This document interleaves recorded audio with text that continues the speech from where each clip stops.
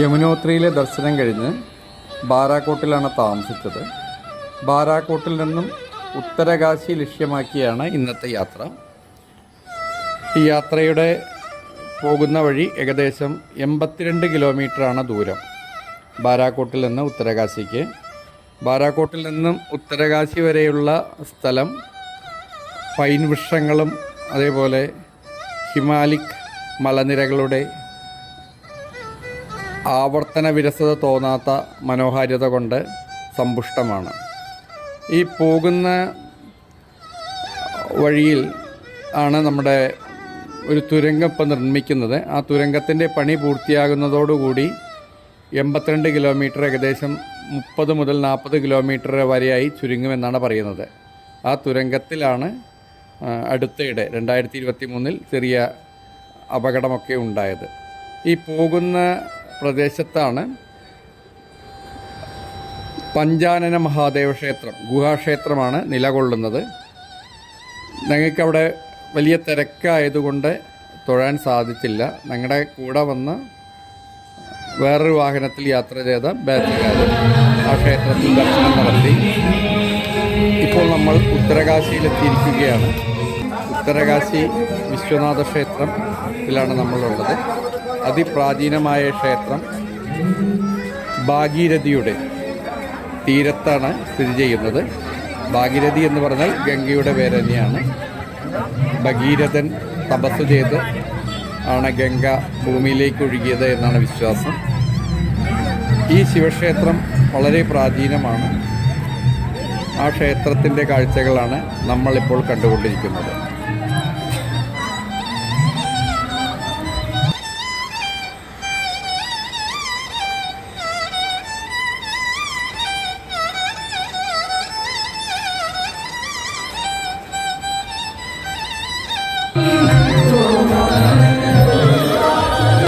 ശിവക്ഷേത്രത്തിൽ ഒരുപാട് സത്സംഗങ്ങൾ, ഭക്തി പ്രഭാഷണങ്ങളെല്ലാം നടന്നുകൊണ്ടിരിക്കുന്നുണ്ട്.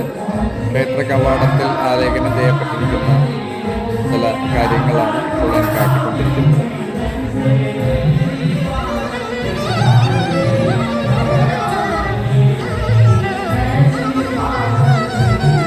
ഈ ക്ഷേത്ര സമുച്ചയത്തിൻ്റെ മുന്നിലായി ശിവൻ സ്വയം പ്രതിഷ്ഠിച്ച ഒരു ത്രിശൂലം ആണെന്ന് വിശ്വസിക്കുന്ന ഒരു ത്രിശൂലമുണ്ട്. അത് പിന്നീട് രംഗങ്ങൾ കാണിക്കുമ്പോൾ കൂടുതൽ വിശദീകരിക്കാം. ഇവിടെ ഒരു സത്സംഗം നടക്കുകയാണ്. അതോടനുബന്ധിച്ച്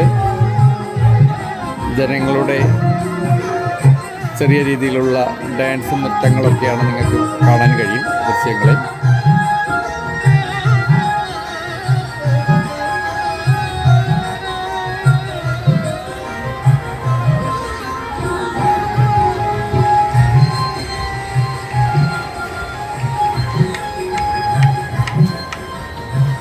നോർത്ത് കാശി എന്നും ഈ ക്ഷേത്രം അറിയപ്പെടുന്നു.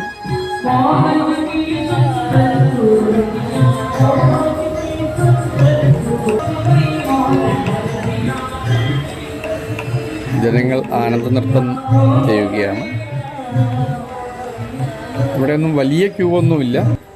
ഇതാണ് പ്രധാനപ്പെട്ട ശിവൻ്റെ വിഗ്രഹം. ഇവിടെയാണ് ആ നേരത്തെ ഞാൻ പറഞ്ഞ ത്രിശൂലമുള്ളത്. ഇതൊരു 10-12 അടിയോളം പൊക്കമുണ്ട്. ഇത് എന്ത് വസ്തു കൊണ്ടാണ് ഉണ്ടാക്കിയത് എന്ന് ആർക്കും അറിയില്ല. ഇതിന് എത്ര ആഴത്തിലാണ് കുഴിച്ചിട്ടത് അറിയില്ല. അത് കുലിക്കാൻ അസാധ്യമാണെന്ന് പറയുന്നു. അതേസമയം സ്പർശിക്കുമ്പോൾ എന്തോ തരത്തിലുള്ള ഒരു വൈബ്രേഷൻ അനുഭവപ്പെടാറുണ്ട് എന്നും ഭക്തജനങ്ങൾ പറയുന്നുണ്ട്. നമുക്ക് സ്പർശിക്കാൻ പറ്റില്ല, പൂജാരിമാർക്ക് മാത്രമേ സ്പർശിക്കാൻ സാധിക്കുകയുള്ളൂ.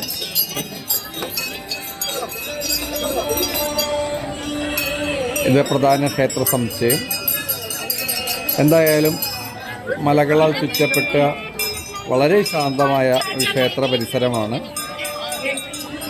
ഇത് ഗംഗയുടെ തീരത്താണ് ഈ ക്ഷേത്രം സ്ഥിതി ചെയ്യുന്നത്. ഈ ഉത്തരകാശിയാണ് ഗംഗോത്രിയിലേക്കുള്ള കവാടമാർഗം. ഇവിടെ നിന്നാണ് ഗംഗോത്രിക്ക് യാത്ര ചെയ്യുന്നത്. അപ്പോൾ ഇന്ന് ഇവിടെയാണ് സ്റ്റേ, ഉത്തരകാശിയിൽ. ഉത്തരകാശിയിൽ കാശി വിശ്വനാഥൻ്റെ വേറൊരു തീർത്ഥാടന സ്ഥാനമാണ്. ആ ക്ഷേത്രത്തോട് ചേർന്ന് തന്നെ വേറെയും ഒരുപാട് ശിവലിംഗ പ്രതിഷ്ഠകളുണ്ട്. ഇതാണ് പ്രധാന ക്ഷേത്രത്തിൻ്റെ കവാടം, ഷ്രൈൻ. ബാക്കിയുള്ള ഓരത്തുള്ള വേറെ ശിവലിംഗ പ്രതിഷ്ഠകളാണ് ഇതെല്ലാം. അതിമനോഹരമായ സ്ഥലം. ഇവിടെ ജനവാസ കേന്ദ്രമാണ്. എന്തായാലും പ്രത്യേക ഒരു നിർവൃതി തരുന്ന ഒരു ദർശനം തന്നെയാണ് ഉത്തരകാശി ദർശനം.